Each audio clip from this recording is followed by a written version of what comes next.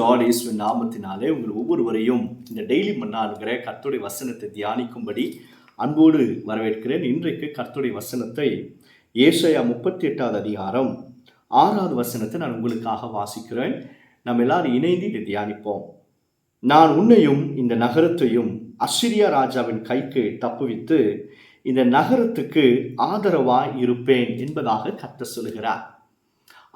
ஆண்டவராகிய கர்த்தராகிய தேவன் இந்த எசேக்கியா ராஜாவுடைய விண்ணப்பத்தை கேட்டாராம். கண்ணீரை கண்டு கர்த்தர் சொல்றாரு, நான் உன்னையும் தப்புவிக்க போறேன், இந்த நகரத்தையும் நான் தப்புவிக்க போறேன், நான் உனக்கும் ஆதரவா இருக்க போகிறேன், இந்த நகரத்திற்கு நான் ஆதரவா இருக்க போகிறேன் என்பதாக கர்த்தர் சொல்லுகிறார். இன்றைக்கு கர்த்தர் உங்களை நோக்கி சொல்றாரு, நான் உன்னை தப்புவிப்பேன், உனக்கு ஆதரவா இருப்பேன் என்பதாக கர்த்தர் சொல்லுகிறார். எசேக்கியா ராஜா மரித்து போவார் என்பதாக ஏசாயா தீர்க்கதரிசி வந்து சொல்லும்போது இந்த எசேக்கியா ராஜா என்ன பண்ணாரா, சுவர் பக்கமாய் திரும்பி கர்த்தரை நோக்கி ஜெபம் பண்றார். எப்படி ஜெபம் பண்றாருன்னா, கண்ணீரோடு அவர் ஜெபிக்கிறார்.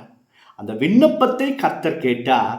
அவருடைய கண்ணீரை கர்த்தர் கண்டு சொல்றாரு, நான் உன்னையும் உன் நகரத்தையும் நான் தப்புவித்து ஆதரவா இருக்க போகிறேன் என்பதாக சொல்லுகிறார்.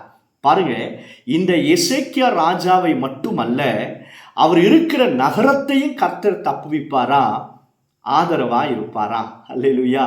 கர்த்தர் உங்களை கண்ணீரை காண்கிறாருங்க. இந்த வசனத்தை கேட்கிற அருமையான தேவனுடைய பிள்ளைய, கர்த்தர் உன் ஜெபத்தை மட்டுமல்ல, உன் கண்ணீரையும் கர்த்தர் காண்கிறார்.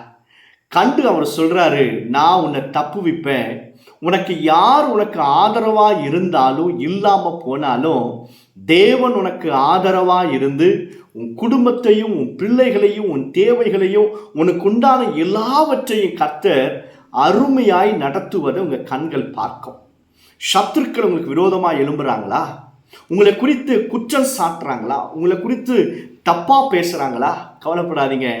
இன்றைக்கு கர்த்தர் உங்களை நோக்கி சொல்றாரு, நான் உன்னை தப்புவிப்பேன், உன்னை ஆதரவா இருப்பேன் என்பதாக கர்த்தர் சொல்லுகிறார். இந்த எசேக்கியா ராஜா மரித்து போகுவேன் என்பதாக சொல்லப்பட்டாலும் 15 வருஷங்கள் கூட்டி கொடுத்தாராம். அதே போல கர்த்தர் இன்றைக்கு உங்களுக்கு கூட்டி கொடுக்க போகிறார், எக்ஸ்ட்ரா கொடுக்க போகிறார்.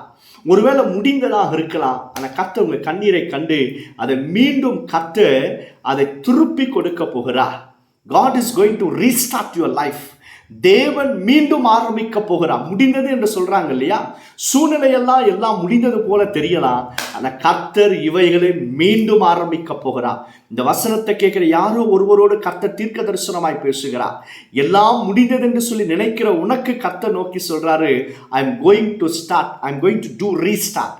தேவன் மீண்டும் ஆரம்பித்து மீண்டும் உன் தொழிலை மீண்டும் உங்க ஊழியத்தை கர்த்தர் ஆரம்பித்து அவைகளை ஆசீர்வதிக்க போகிறார். உன்னை தப்புவிப்பார், உனக்கு ஆதரவா இருப்பார். எப்ப தெரியுமா, நீங்க மனுஷங்கிட்ட இல்லை, கர்த்தர் பக்கமாய் திரும்பி கண்ணீரோடு ஜெபம் பண்ணும் பொழுது நிச்சயமாக வியாதிகளுக்கும் சத்துருக்களுக்கும் கர்த்தர் உங்களை தப்புவித்து உங்களுக்கு ஆதரவா இருக்க போகிறார். ஜெபம் பண்ணலாமா? பரலோக பிதாவே, இந்த வசனத்தை கேட்கிற நம்முடைய பிள்ளைகளை ஆசீர்வதியும். நீ சொன்னது போலவே அவர்களையும் அவருடைய குடும்பத்தையும் உண்டான எல்லாவற்றையும் இயேசுவின் நாமத்தினால் தப்புவித்து ஆதரவா இருந்து நடத்துவதற்காக ஸ்தோத்திரம். இயேசு மூலம் ஜெபிக்கிறோம் பிதாவே. ஆமென், ஆமென். God bless you. God bless you all.